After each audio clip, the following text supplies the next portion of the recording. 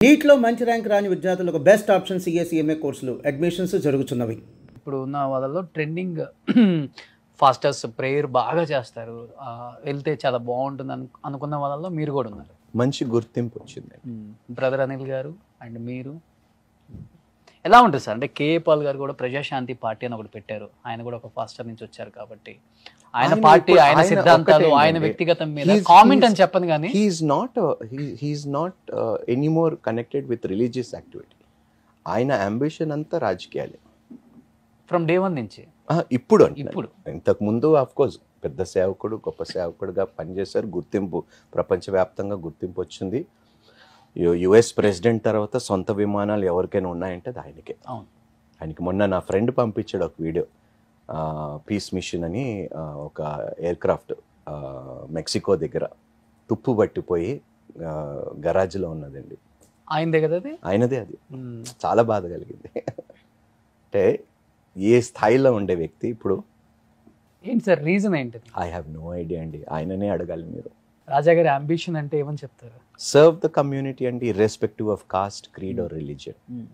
అందరికి న్యాయం చేయాలి. That is what God says, right? I seek for mercy and justice అంటాడు. కనికరము, న్యాయము. ఏ వ్యక్తినైనా దేవుడు కోరుకునేది ఈ రెండే, మర్సీ అండ్ జస్టిస్. సో అందరికి న్యాయం చేయాలి, అందరినీ కనికరించాలి, అందరినీ ప్రేమించాలి. And that is my only ambition అండి.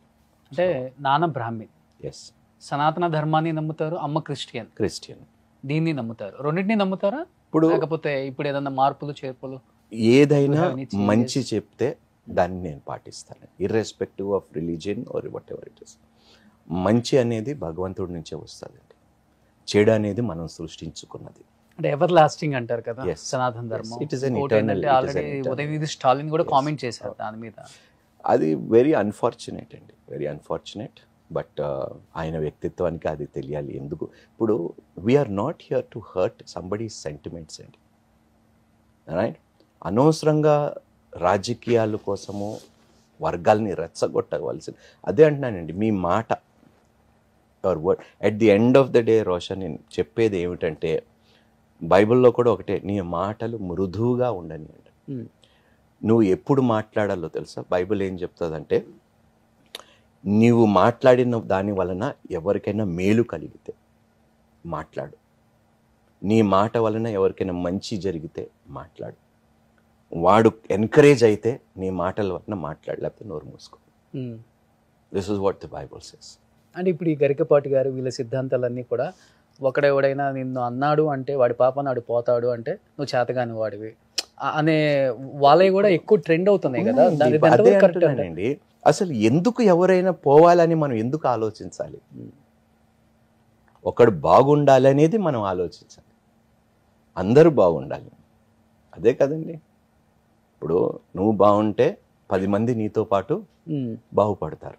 నేను బాగున్నా అంటే నాతో పాటు 10 మంది నేను బాగు చేయగలుగుతాను, ఎంతో కొంత విధంగా సహాయం చేయగలుగుతాను. అందుకని అంటాను అందరూ బాగుండాలి. హైందవ సంస్కృతిని గౌరవిస్తారా మీరు? 100% అండి. భలే ఓకే. మంచి ఎక్కడ ఉన్నదో అది ఎందుకు పర్టికులర్ రిలీజన్ అంటే, any religion that says do good, I will do good, because good can only come from God.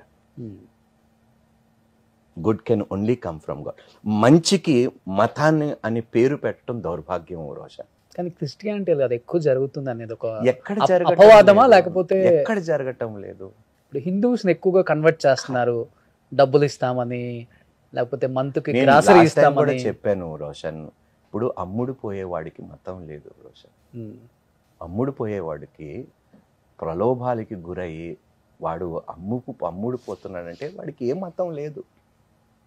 నా దృష్టిలో అలాంటి వాళ్ళు మనుషులే కాదు. Okay, it has to come from an inner experience. ఏదో అవకాశం వచ్చింది కదా, ఇక్కడ ఉంటే నాకు కొంచెం ఎంతో కొంత ఆర్థికంగా దాన్ని మీరు మతంతో అంటగట్టకండి దయచేసి. అంటే ఒక చిన్నదే నాకు డౌట్ సార్. ఇప్పుడు ఫర్ ఎగ్జాంపుల్ మన ఇంట్లో ఏదైనా పార్టీ అయినా అకేషన్ ఉంటే ముస్లిం అని కాదు, క్రిస్టియన్ అని కాదు, రిలీజన్ మనం చూడం, అందరం ఫ్రెండ్స్ కాబట్టి పిలిస్తే వస్తారు, ఎందుకు 100% తింటారు బాగానే. ఈ ప్రసాదం వచ్చేసరికి ఎందుకు సార్ తీసుకోరు? It is a faith, it is a belief. మేము ఈ ప్రసాదం తినమని అంటారు కదా. Every religion has something to do with something. Okay, ఇప్పుడు మీ దేవుణ్ణి మేము నమ్మము అని హైందువులు అనే హక్కు ఎంత ఉన్నదో, మీ ప్రసాదం మేము తినము, ఎందుకంటే అది బిబ్లికల్గా చెప్తుంది. When you can deny hour God,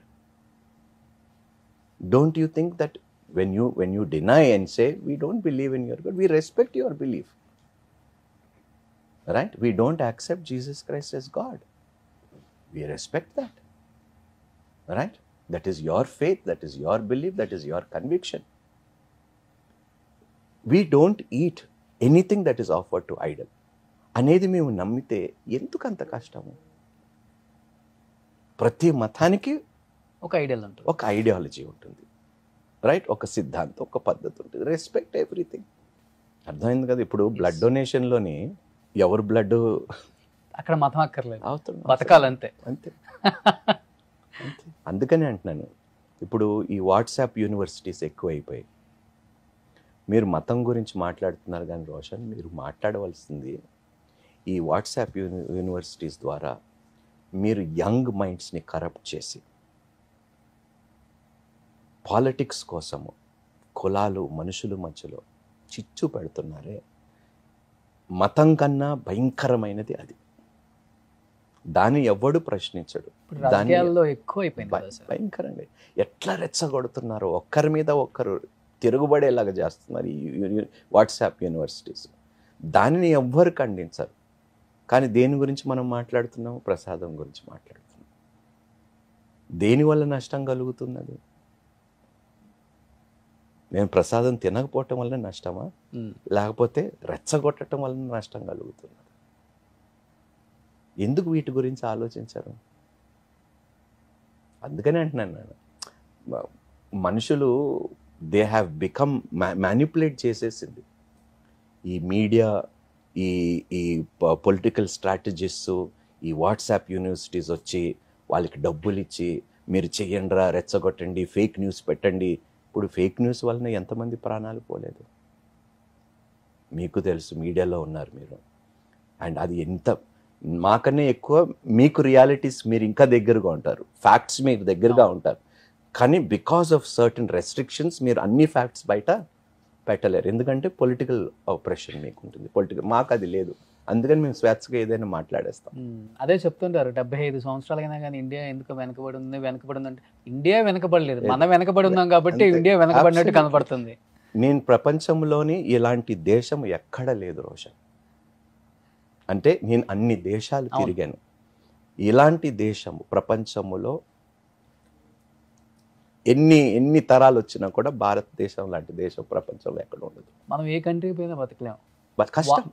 వేరే వాళ్ళు ఎవరైనా మన కంట్రీకి వస్తే వాళ్ళ ఐడియాలజీస్ మనం సెట్ కాలేము. నేను జర్మనీలో ఉన్నాను, నేను అమెరికాలో ఉన్నాను, నేను అన్ని దేశాలు తిరిగాను, ఎన్ని షూటింగ్స్కి వెళ్ళాను, ఎన్ని స్థలాలకు వెళ్ళాను. బాబోయ్, మీ దేశానికి మీకు దండం రాదు. When I land in India I feel I'm back home and this is the best place in the world to. Suman టీవీలో మీ పర్సనల్ అండ్ బిజినెస్ ప్రమోషన్స్ కోసం కింది నెంబర్కి కాంటాక్ట్ చేయండి.